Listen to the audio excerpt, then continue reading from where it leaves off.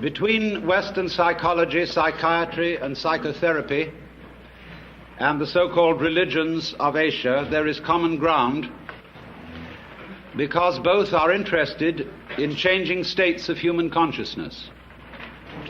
Whereas institutional Western religion, Christianity, Judaism, and even Islam are relatively less interested in this matter. Western religions are more concerned with behavior, doctrine, and belief than with any transformation of the way in which we are aware of ourselves and of the world. But this matter concerns psychiatry and psychology very much. Only those states of consciousness which are not normal are usually treated in Western psychology as being in some way sick. There are, of course, exceptions to this, and there have increasingly been exceptions in the work of Jung and to some extent even of Grodek, of Prinzhorn, of more modern people, Rogers and Ronald Lang. Changing consciousness is often looked upon as a form of therapy. But in general, different states of consciousness from the normal are regarded as a form of sickness. And therefore, official and institutional psychiatry constitutes itself the guardian of sanity and of socially approved experience of reality. And very often it seems to me that reality appears rather much the way the world is seen on a bleak Monday morning. In this official doctrine, I might even say dogma, of what reality is. Because after all, we know that our science, such as it is of psychology, is founded in the scientific naturalism of the 19th century. And the metaphysical and mythological assumptions of that science still underlie a great deal of psychological thinking, in behaviorism eminently, but also to a large extent in official psychoanalysis. Indeed, one might say that psychoanalysis is based on Newtonian mechanics and in fact could be called psychohydraulics. Not that that analogy is altogether inappropriate, because there are certainly respects in which our psychic life flows and exhibits the dynamics of water. But of course we want to know what kind of water, and for the scientific naturalism of the 19th century, the basic energies of nature were considered to be very much inferior to human consciousness in quality. Ernst Haeckel, the biologist of that time, would think of the energy of the universe as blind energy. And correspondingly, it seems to me that Freud thought of the libido as essentially blind, unconscious energy, embodying only a kind of formless, unstructured, and insatiable lust. This is a generalization. Some modification in that thinking is, of course, possible. But the tendency is to regard all that which lies below the surface of human consciousness as being less evolved, because you must remember that this was also the time of Darwin's theories of evolution, of seeing the human mind as a fortuitous development from much more primitive forms of life, coming forth by purely mechanical processes, by natural selection and by the survival of the fittest. And therefore, man was in general seen as a fluke of nature, an embodiment of reason, emotion, and values, for which the more basic processes of nature had no sympathy and about which they did not care. If, therefore, the human race is to flourish, we must take charge of evolution, left to spontaneous process, but must be directed by human ingenuity, despite the fact that although our brains are capable of dealing with a colossal number of variables at once, our conscious attention is not. Most people cannot consider more than 3 variables at the same time without using a pencil. And this shows that in many ways the scanning process of man's conscious attention is very inadequate for dealing with the infinitely many variables, the multidimensional processes of the natural universe. However, a serious attempt has been made, and scientific naturalism issued in a fantastic fight with nature, in this whole notion of the conquest and subordination of nature, which has, as a matter of fact, very ancient, non-scientific and biblical origins, with the idea of man as the head and chief and ruler of nature in the image of God. And the time has now dawned upon us all when our attempts to beat nature into submission are having alarming results, because we see that it's very dangerous to mess around with processes that we don't understand, that have enormous numbers of variables, and we begin to wonder whether we hadn't better let well enough alone. At the same time, although I said that Western psychology had more in common, or more common interest with Oriental religion than it does with Western religion, there is a sense in which psychiatry and psychotherapy are becoming the religion of the West. Psychoanalysis has much in common with the forms and procedures of institutional religion. There is, for example, apostolic succession, the passing down of mana, of qualified power to practice therapy, from the father founder, Sigmund Freud, through his immediate apostles, to an enormous company of archbishops and bishops,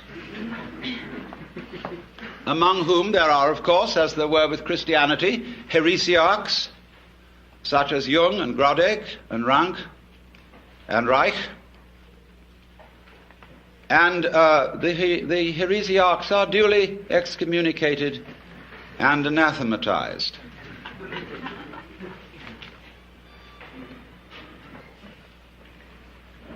There are rituals, as there are also rituals with religion.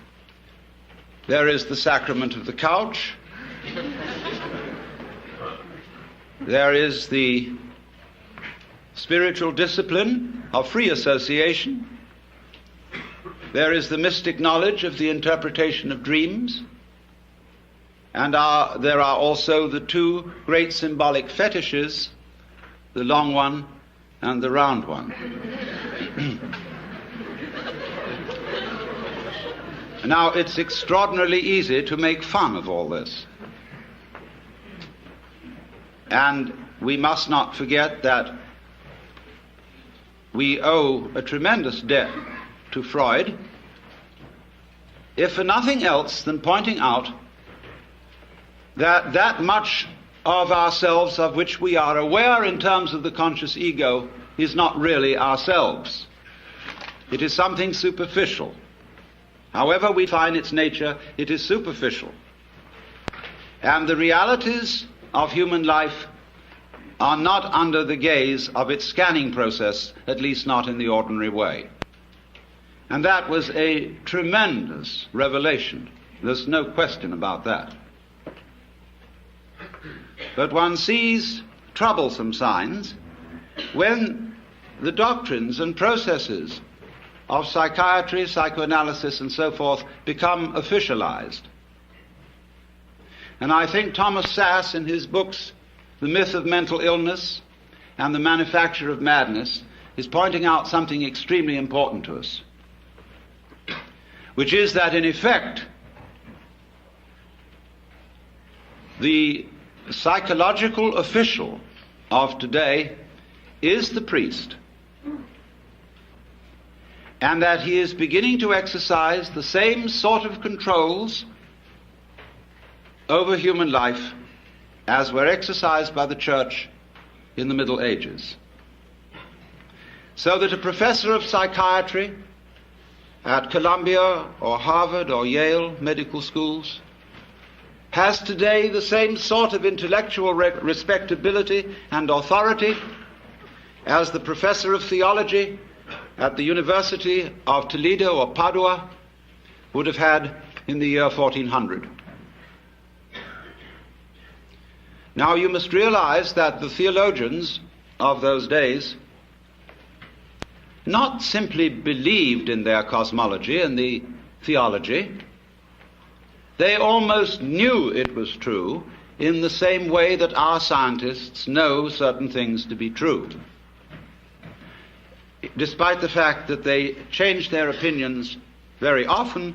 While they hold them, they have in effect the force of dogma, as witness the anathematization of Velikovsky for his uncomfortable ideas. And therefore, there are heresies existing today which are persecuted in the same way as heresies were persecuted by the Holy Inquisition. And they are persecuted out of kindness, in exactly the same way that the Holy Inquisition persecuted heresy out of kindness and deep concern for human beings. That is unimaginable to us, but it was so. For after all, if you seriously believed that someone who did not hold the Catholic faith and who voluntarily rejected it would be tortured physically and spiritually forever and ever and ever in hell, you would resort to almost any means to preserve a fellow human being from such a fate, especially if the complaint or disease of heresy from which he suffered was infectious. You would first of all reason with him. And if he was not responsive to reason, you would resort to abuse and to forceful argument. And if he was not responsive to that, you would give him shock treatment and bang him about. If that didn't work, the thumbscrew and the rack and the Iron Maiden. And if that didn't work, as a last desperate resort, you would burn him at the stake in the pious hope that in the midst of those searing fires he would think better and make a last act of perfect contrition, and so be rescued from everlasting damnation. And you did all this in the spirit of this is going to hurt me more than it's going to hurt you. In the spirit of a surgeon who is very, very sorry indeed that he has to make you undergo this extremely painful operation. But it is in your best interests, and there really is at least a 50-50 chance that you may survive. And so, therefore, in perfectly scientific medical spirit, people may be very arbitrarily and without due process deprived of their civil rights, incarcerated in prisons that are in many cases much worse than prisons for criminals, and generally left to rot, be neglected and ignored, and when bumptious, given shock treatment or put in solitary confinement. For what? Because they have unorthodox and heretical states of consciousness. A lot of these people are not dangerous until provoked into being dangerous by being ignored, by being treated as machines, and in generally defined as non-human. And if you are defined as non-human, there's precious little you can do about it, because everything you say that sounds human will be taken as a kind of utterance of a mechanical man, as imitating humanness out of lunatic cunning. You will be suspicious. Everything you say will be listened to in a different way and with different ears. And you will have one hell of a time talking yourself out of it, because there really are no rules as to what one must do when incarcerated for having unorthodox consciousness. There is no clear road to repentance. And this is found likewise in jails, where people are incarcerated on 1 to 10 year sentences, as in places like Vacaville, California, where when I visited such prisons, young men have come to me in perfect desperation, saying, I don't know what's happened to me, because I want to live like a decent citizen. I know I've done things that are wrong, but I simply don't know what is expected of me here. If I try to do what's expected, they say I'm compliant. And that seems to be some sort of a sickness. Thomas Sass drew attention to this when he quoted a discussion of the types of school children who may very well need therapy. There were overachieving children. There were underachieving children. There were children who exhibited erratic patterns.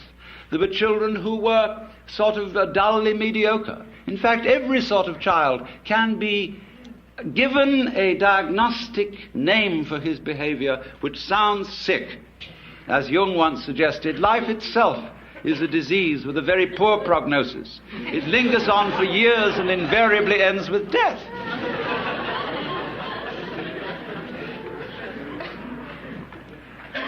And I submit that in our present knowledge of the human mind, such power in the hands of psychiatrists is amazingly dangerous. For I would suggest that today we know about as much concerning the human mind as we knew about the galaxy in 1300. And that while there are indeed individuals who are certainly able to perform psychotherapy, it is the sheerest arrogance for anybody to say that he is officially qualified to do so. We do not know how it is done, just as we do not know, really, how musical, artistic, and literary genius is done. You cannot really teach it. You can put the tools for doing these things into people's hands, and you can show them how to use the tools. But whether they will use those tools with genius is quite unpredictable. And this is above all true of the art of psychotherapy. We don't know how it's done. We've got some vague ideas. There probably are some people who, by reason of their mental derangement, are probably not qualified to perform it, because they are maybe out just to make other people into messes. But to say that there are certain standards and certain examinations that can be passed and certificates that could be issued, which do indeed qualify people for this work, is, I think, pernicious nonsense,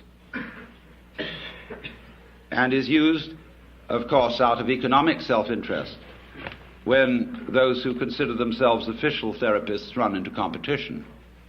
The same was done by religion. I was talking, imagine it, to a Buddhist priest in Thailand some years ago. I was looking at some books in a bookshop in the precincts of a Buddhist temple. And I was wandering over, and I noticed a book on a certain form of Buddhist meditation. And I murmured, Satipatthana, which is the name of a certain kind of Buddhist meditation. And a voice suddenly said to me, "You practice Satipatthana?" I looked up, and there was a skinny Buddhist monk in a yellow robe with rather red eyes looking at me. I said, not exactly Satipatthana. I use a different method. It's called Zen. Oh, Satipatthana, not Zen. I said, oh, well, it's something like it, isn't it? No. Well, it's rather like yoga, I said, isn't it? Not yoga. No. Satipatthana, different. Only right way. Well, look, I said to him, I have a lot of Roman Catholic friends who tell me that their way is the only right way. Who am I to believe? You know, I said, you're like someone who's got a ferry boat for crossing the river. I used the Buddhist simile. And another fellow down the stream has opened up ferry business. And you go to the government and say, he's not authorized to operate a ferry boat because he's competition to you. Let all operate ferry boats who will. And if you haven't got the sense to stay off one that sinks, it's your fault. And after all, I could say to him, you believe that everything that happens to you is your own karma.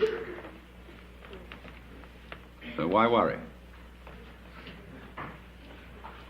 But now, it's so interesting that since official psychiatry, and I underline that word official because I hope those of you in this audience who are therapists will regard yourselves as unofficial.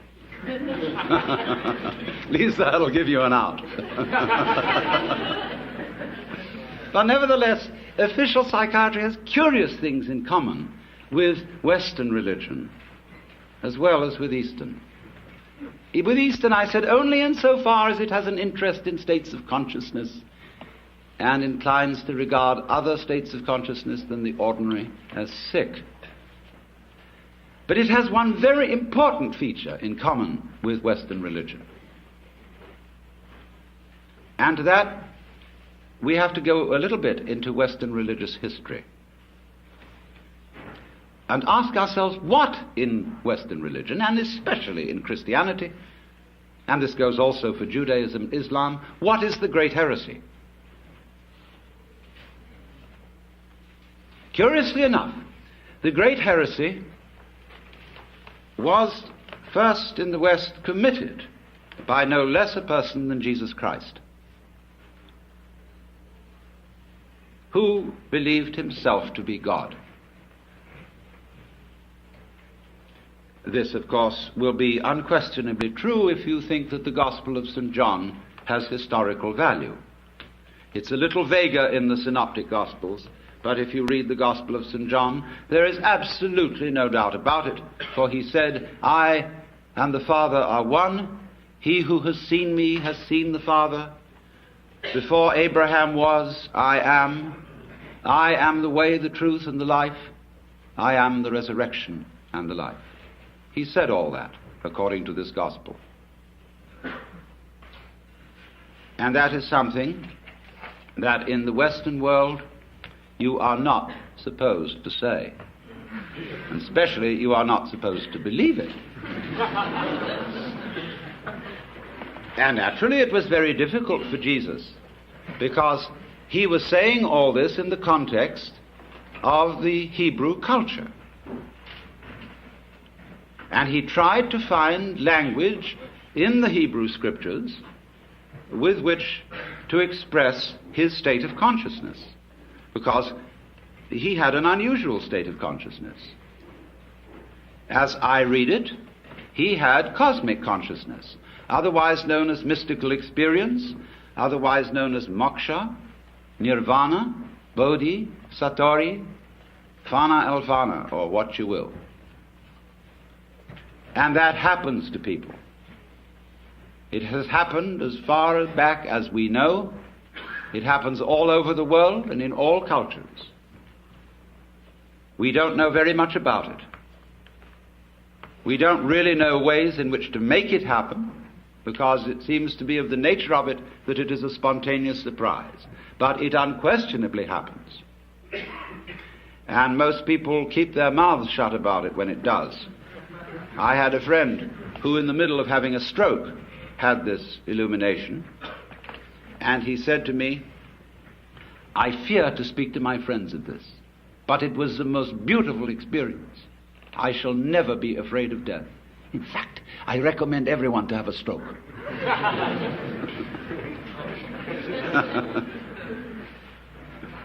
This was my friend Jean Varda, lately deceased Greek painter. But Jesus certainly had this transformation of consciousness. And he was crucified for it. Why? Because he had committed an act of insubordination and treason against the cosmic government. Because if you believe that God is a monarch, an absolute, omniscient, and omnipotent authority, shall we say a sort of cosmic ego, then to claim to be that is to introduce democracy into the kingdom of heaven, to usurp divine authority, and to speak in its name without proper authorization. And they asked Jesus, by what authority do you speak? Of heaven or of men? And he was tricky about answering that one. He said, by what authority did John the Baptist speak? And they were nervous about answering that one. He could have asked, by what authority did Isaiah speak, etc., or Moses. But Moses became official authority. And if you could wangle it that what you said was simply an extension of what Moses said, because Rabbi so-and-so said it, who got it from Rabbi so-and-so, who got it from Rabbi so-and-so, who got it from Rabbi so-and-so, who got it from Moses, then it's okay.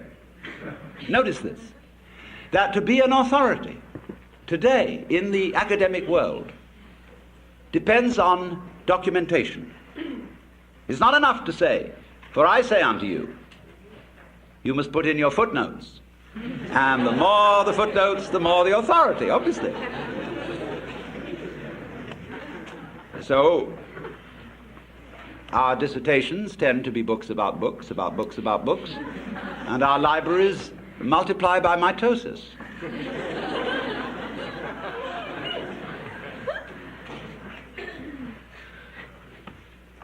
So, when somebody speaks as an authority, that means speaks as the author. That's all it means. It's a statement of which you are the author, and therefore for which you assume responsibility. That is to speak with authority. And to be original is likewise not to be freaky, but to speak from the origin. That is what Christians mean when they say to speak in the Spirit, to have your mouth possessed by the Holy Spirit, as they believe the mouth of Jesus was possessed by the Holy Spirit. So the gospel of Jesus, which of course was hushed up from its inception, was that wake up everybody and find out who you are. Asking that, again in the Gospel of St. John, they, pointing to his disciples, may be one, even as you, Father, and I are one. And when he was accused of blasphemy, the Jews took up stones to stone him, you know. And he said, many good works have I shown you from the Father, and from which of these do you stone me? And they said, for a good work we don't stone you, but for blasphemy, because you being a man make yourself God. Now listen to the reply. He said, is it not written in your law, I have said ye are gods? And if that is what the scripture says, it can't be denied. So why do you tell me I blaspheme because I say I am a son of God? No answer. Because I said I am a son of God. It doesn't say that in your King James translation. It says I am the Son of God. And you'll see the italicized, and you will think that that is for emphasis if you don't realize that passages in italics in the King James Bible are interpolations by the translators. In Greek, leaving out the definite article is equivalent of having the indefinite article. Oios to theou is a son of God, not oios to theou. So, son of, in Hebrew and in Arabic, means of the nature of. When we call someone a son of a bitch, we mean bitchy. And so if you call someone a son of God, you mean divine, of the nature of God. As the Nicene Creed subsequently defined it, he is of one substance with the Father. But what happened was that this being blasphemy for the Jews, it became blasphemy for the Christians, for anyone else than Jesus to say it. They said, okay, baby, it was so with you, but there it stops. No more of this business. And as a result of that, Jesus was made irrelevant by pedestalization, by being kicked upstairs.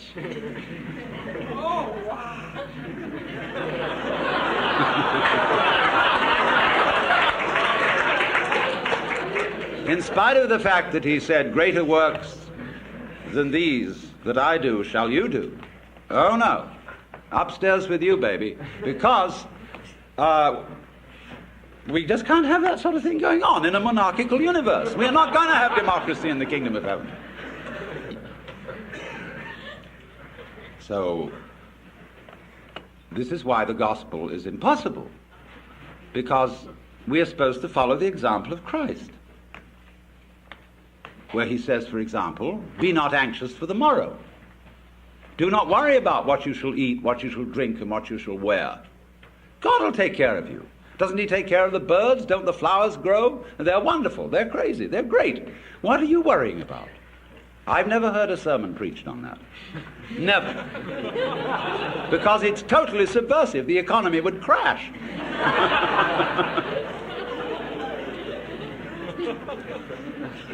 So they say, oh yes, that's all very well, but he was the boss's son. See, he had that colossal advantage. Take up your cross and follow him. Hey, but wait a minute. I don't know I'm going to be resurrected 3 days later. I can't do all those miracles. He had an unfair advantage. So how can you ask us to follow the example of Christ? But supposing he didn't have an unfair advantage. Supposing that what was true about Jesus as a Son of God is true of us. Only a few of us know it. And we are pretty careful to be quiet about it, lest the same thing happen to us as happened to Jesus. And indeed it often does. And you know, you get these people from Arkansas or Texas or anywhere in the Bible Belt who never heard of the Upanishads, and they have this cosmic consciousness experience, and they realize that that's what happened to Jesus. They say, I'm Jesus, come back. Well, everybody says to them, you aren't Jesus. It's pretty obvious you're not Jesus. You're just Joe Dogs. Well, he says that's what they said about Jesus. He has a perfect argument, except they say you're not much of a Jesus. They say, all right, if you're Jesus, command that these stones be made bread. And he says, a wicked and deceitful generation seeketh for a sign, and there shall no sign be given.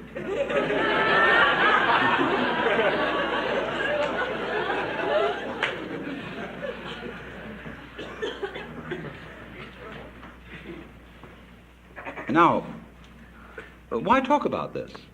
Is it interesting? Is it important for the human being to realize that in some sense of the word, whatever it means, he is God or one with God, as is plainly taught by the Hindus, hinted at by the Buddhists, only they don't like to put it out as a concept, in case people will use the concept as an idol to hang on to.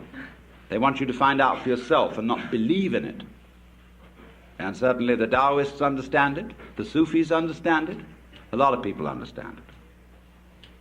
But so what? Well, the importance of it is this, that to know that you are God is another way of saying that you feel completely with this universe. You feel profoundly rooted in it and connected with it. You feel, in other words, that the whole energy which expresses itself in the galaxies is intimate.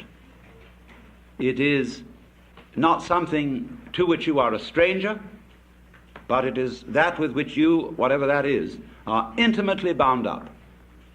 That in your seeing, your hearing, your talking, your thinking, your moving, you express that which it is which moves the sun and other stars.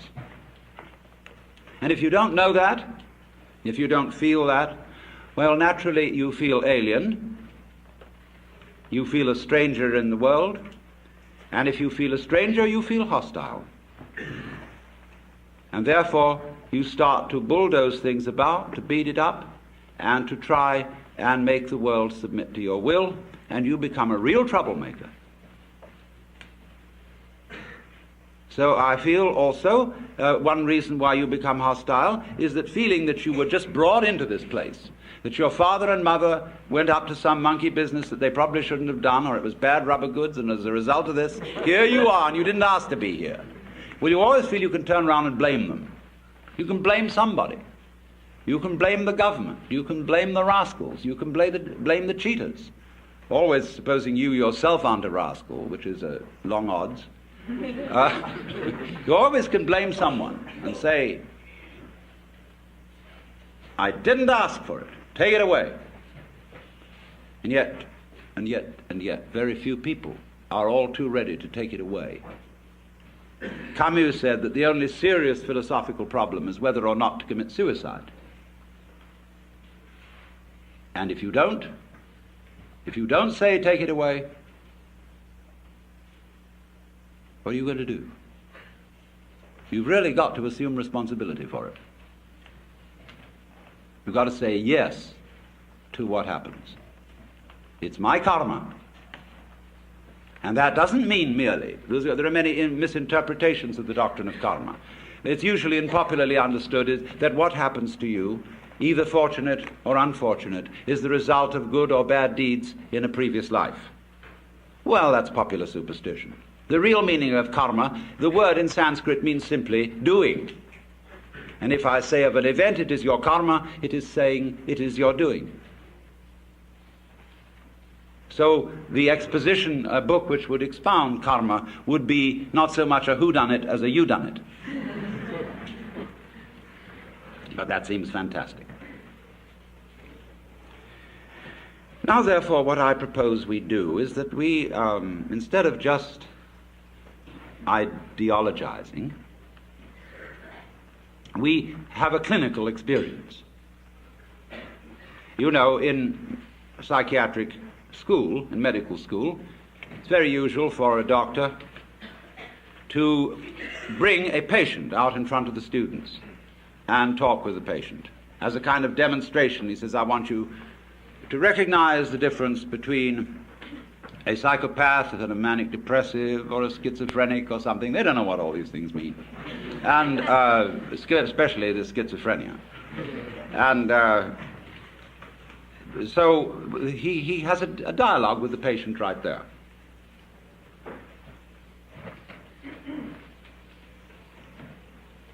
So let us suppose that I'm the patient, and you are the students and the doctors. And I suffer from what you would call the delusion that I'm God.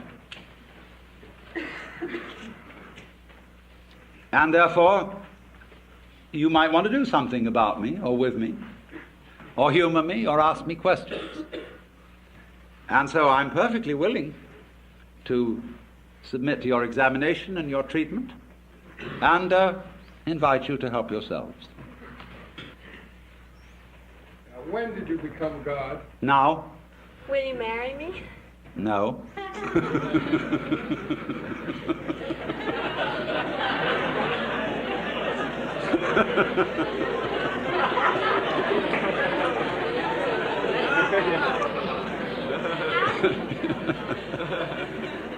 Yes. God, do you sleep on your stomach or your back?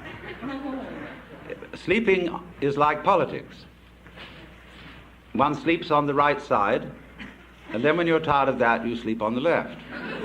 When you're tired of that, you sleep on your back, And when you're tired of that, you sleep on your stomach. And it is thus that the world goes round.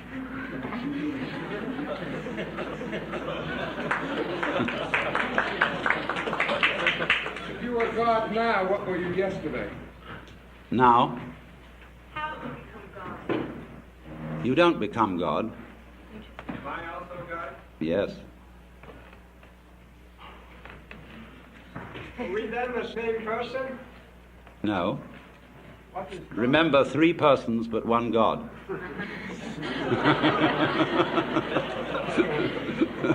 God, could you tell us a little about Satan?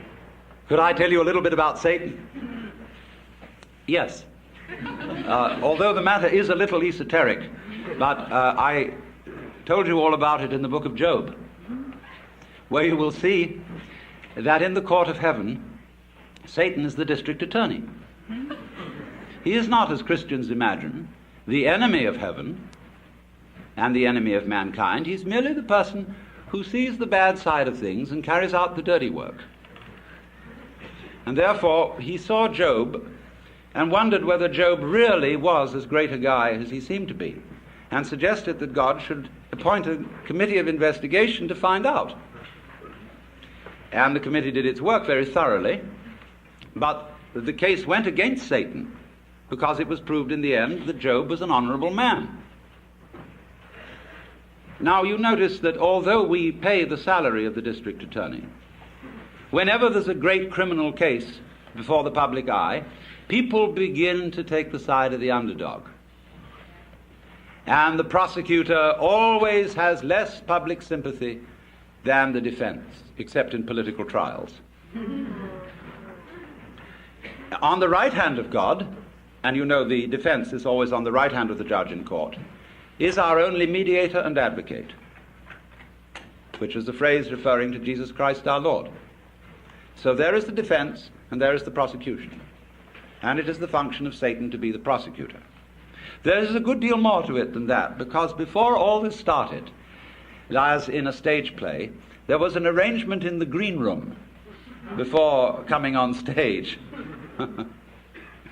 in which certain things were understood, but that are only to be revealed when the curtain goes down at the end of the play. Is Job God too?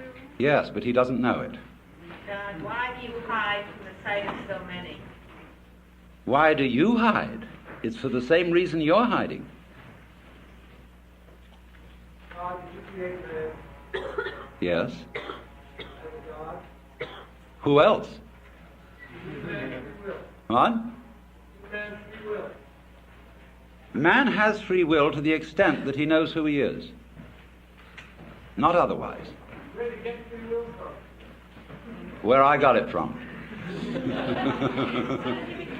a woman have free will too? Yes. To the extent that she knows who she is, yes. If man has free will to know just what he is, and man is God, then you'd say that you are no more than any God in this room, or any man. That is correct. I'm no more God than any of you. Then you only have the power to know who you are. Well, that is saying quite a bit, yes. What is not God? What is not God? There is nothing that is not God. How do you learn who you are? It's like waking up from a dream. After a while, one's experience begins to have what I would call a haven't we been here before feeling. Going round and round and round. And then you begin wondering, where am I going? And to answer that question, you have to try and find out what you want. And so I went into that very thoroughly. What do I want to happen? And, of course, as soon as you ask yourself that, you begin to fantasize. And our amazing technology is, of course, an expression of human desire for power, for what we want to achieve. So I simply set myself to thinking through how far we could go. And so I soon found myself at a great push-button place, where I had a fantastic mechanism with buttons available for every conceivable thing I could wish. So I spent quite a bit of time playing with those. And science fiction wasn't in it. You know, you go going like that, and here is Cleopatra. And so on, you know, and then press this button, symphonic music in 4-channel sound, 16-channel sound, anything, you know, all possible pleasures are available. And when, you know, you're like everybody's dream of the Sultan in the palace, you suddenly notice there's a button labeled surprise. You push that, and here we are.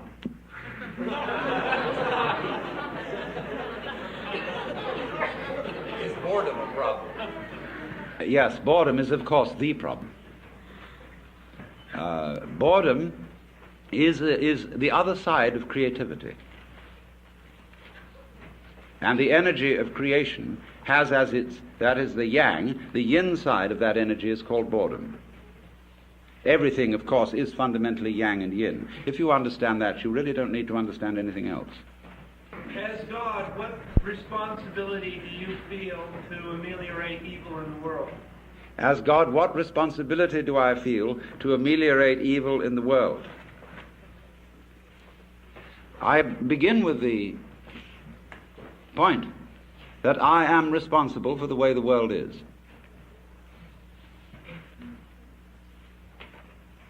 If I couldn't feel that, I'd have to blame somebody else. I'm not willing to do that, because I know that under various changing circumstances it might be appropriate for me to be as big a rascal as rascals have been.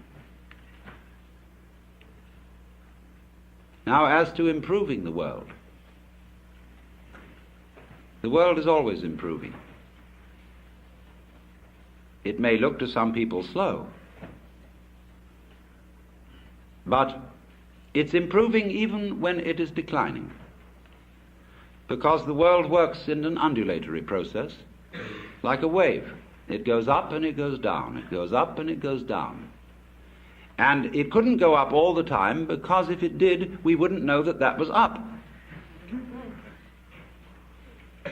So it goes down some of the time so that we can know when it goes up, because if we didn't know when it went up, it would be like being in a space where everything was light. There'd be nothing to write home about. There would be no black marks on the space, and so it would be like a piece of perfectly empty paper. Similarly, to be in a completely black space would also be a kind of unconsciousness with nothing to write home about, because there'd be nothing would make any difference. So therefore, if you're going to have black, you won't know that it's black unless you have some white, and if you're going to have white, you won't know that it's white unless you have some black. Why do you teach us all to love one another? Because if we get to that point, there won't be any of these ups and downs. We'll have to tell you. Correct, but that's not a teaching, it's a koan. A koan. A koan is a Japanese word for a spiritual problem used in Zen Buddhism, such as, what is the sound of one hand? And these problems are given to those who ask questions concerning their spiritual development.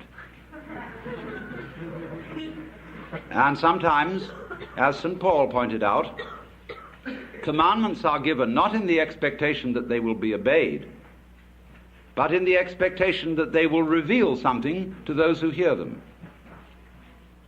That was St. Paul's comment on the whole Mosaic law. Yes, sir. If we accept What? if we accept the peace of Christ, that we are all God, Yes. what of the hereafter? Is there a heaven? Is there a purgatory? Is there a hell?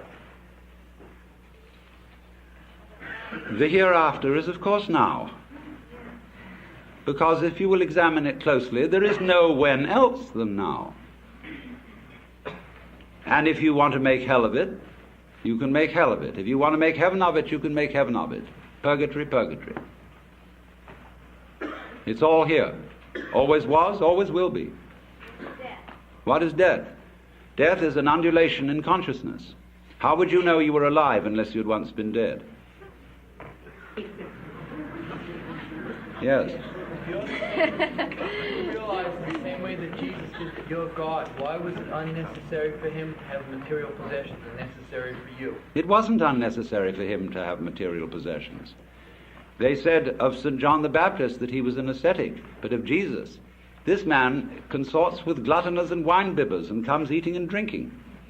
And when the lady Mary poured precious ointment on his feet and anointed him, they said the same thing that the members of the vestry say to the minister today. Why this great expense? Couldn't it all have been sold for much money and given to the poor? But it's a problem. It is a problem, sure. But you see, in many ways, when you get down to these very deep ethical problems, where there sure is no easy decision one way or the other, you must look at the problem from the point of view of an artist.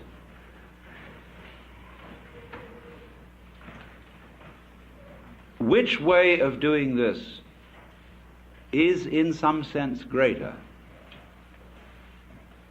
It may be better to go off with a bang than with a whimper. To wonder whether we hadn't better let well enough alone. At the same time, although I said that Western psychology had more in common or more common interest with Oriental religion than it does with Western religion, there is a sense in which psychiatry and psychotherapy are becoming the religion of the West. Psychoanalysis has much in common with the forms and procedures of institutional religion. There is, for example, apostolic succession. The passing down of mana, of qualified power to practice therapy from the father founder, Sigmund Freud, through his immediate apostles, to an enormous company of archbishops and bishops, among whom there are, of course, as there were with Christianity, heresiarchs, such as Jung and Grodek and Rank and Reich. And the heresiarchs are duly excommunicated and anathematized.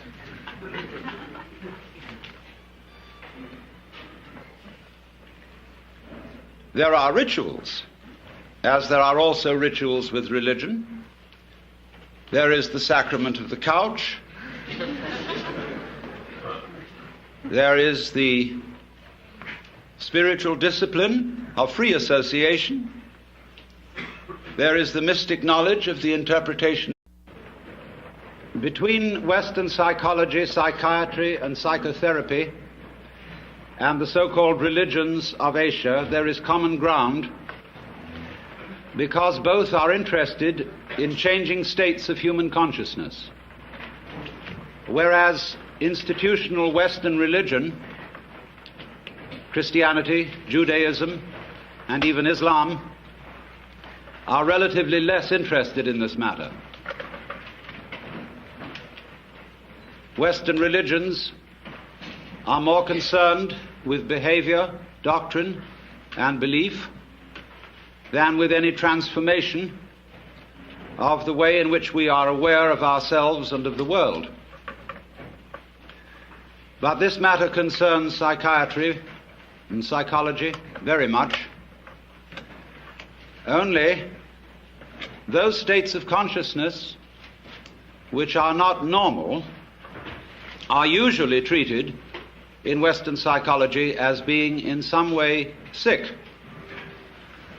There are, of course, exceptions to this, and there have increasingly been exceptions in the work of Jung, and to some extent even of Grodek, of Prinzhorn, of more modern people, Rogers and Ronald Lang, changing consciousness is often looked upon as a form of therapy. But in general, different states of consciousness from the normal are regarded as a form of sickness.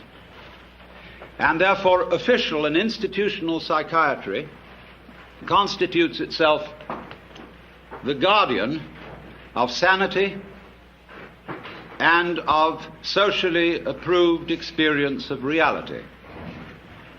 And very often it seems to me that reality appears rather much the way the world is seen on a bleak Monday morning. In this official doctrine, I might even say dogma, of what reality is. Because after all, we know that our science, such as it is of psychology, is founded in the scientific naturalism of the 19th century. And the metaphysical and mythological assumptions of that science still underlie a great deal of psychological thinking, in behaviorism eminently, but also to a large extent in official psychoanalysis. Indeed, one might say that psychoanalysis is based on Newtonian mechanics and in fact could be called psychohydraulics. Not that that analogy is altogether inappropriate, because there are certainly respects in which our psychic life flows and exhibits the dynamics of water. But of course we want to know what kind of water, and for the scientific naturalism of the 19th century, the basic energies of nature were considered to be very much inferior to human consciousness in quality. Ernst Haeckel, the biologist of that time, would think of the energy of the universe as blind energy. And correspondingly, it seems to me that Freud thought of the libido as essentially blind, unconscious energy, embodying only a kind of formless, unstructured, and insatiable lust. This is a generalization. Some modification in that thinking is, of course, possible. But the tendency is to regard all that which lies below the surface of human consciousness as being less evolved, because you must remember that this was also the time of Darwin's theories of evolution, of seeing the human mind as a fortuitous development from much more primitive forms of life, coming forth by purely mechanical processes, by natural selection and by the survival of the fittest. And therefore, man was in general seen as a fluke of nature, an embodiment of reason, emotion, and values, for which the more basic processes of nature had no sympathy and about which they did not care. If, therefore, the human race is to flourish, we must take charge of evolution, left to spontaneous process, but must be directed by human ingenuity, despite the fact that although our brains are capable of dealing with a colossal number of variables at once, our conscious attention is not. Most people cannot consider more than 3 variables at the same time without using a pencil. And this shows that in many ways the scanning process of man's conscious attention is very inadequate for dealing with the infinitely many variables, the multidimensional processes of the natural universe. However, a serious attempt has been made, and scientific naturalism issued in a fantastic fight with nature. in this whole notion of the conquest and subordination of nature, which has, as a matter of fact, very ancient, non-scientific and biblical origins, with the idea of man as the head and chief and ruler of nature in the image of God. And the time has now dawned upon us all when our attempts to beat nature into submission are having alarming results, because we see that it's very dangerous to mess around with processes that we don't understand, that have enormous numbers of variables, and we begin to